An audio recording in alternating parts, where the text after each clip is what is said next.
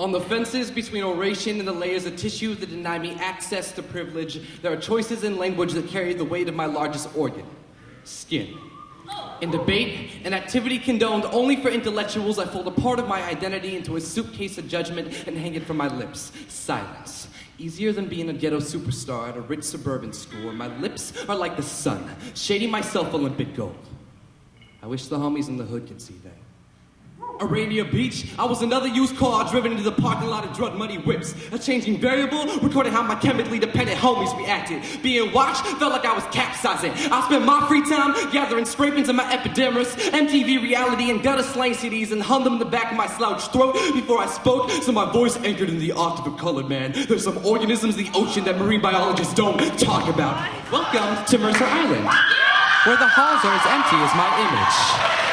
On the first day of class, I decided to utilize my oceanic vocabulary. Be a fly fisherman casting Titanic bait words, surreal my fellow students towards my intelligence, gutting my origin from their judgment, replacing it with fish scale expectations. I wanted to be a brilliant color, but all they saw was gang sign eyes and poverty skin. I spoke sandpaper sentences, sound waves crashing against my body. I downloaded color off the internet and blasted vitamin D in my headphones. I filled up water balloons with pigment paint, thinking if anyone else here tries to remind me of how the sharp angles of my words make me white, I throw them in the air and catch them with my face, but to put it whitely, there are choice language together. I see the full of water, I'm getting dark, just sounds to be getting chips out, which school ball, what's up from Dakota, where's the homies, and they can see that. I'm now open for cross-examination. We are all history watered down. What ocean are you swimming in? I was learning how to drown when my class turned head in unison like apocalyptic century. I'd managed to wrangle the attention of a room full of academics like a rancher, but race was another game in this wild country show. My tongue stayed stagnant, trapped behind my skin. Every time I spoke, I either darkened my appearance or porcelain my skin. I could break at the slightest sound wave, pressing my China white word choice. My tongue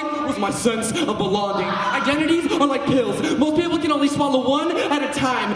We all have ulcers the shape of question marks. We all have questions about ourselves. We play doctor, projecting our answers on everyone else and prescribing our answers to everyone else's questions. So where do you place your punctuation? On the fences between oration, on the layers of tissue that deny me access, the Minuteman I chose to go to school with, watch my mouth move like drug traffic, until I swallowed a tsunami that my digestive tract, so my stomach acid last words can dissolve my whiteness.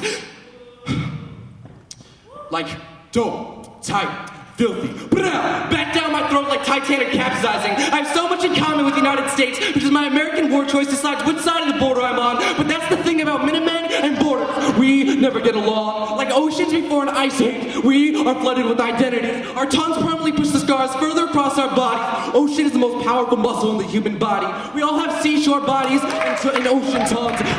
We all have questions about everyone else, but here's the thing. We all speak ocean. Which one are you drowning in?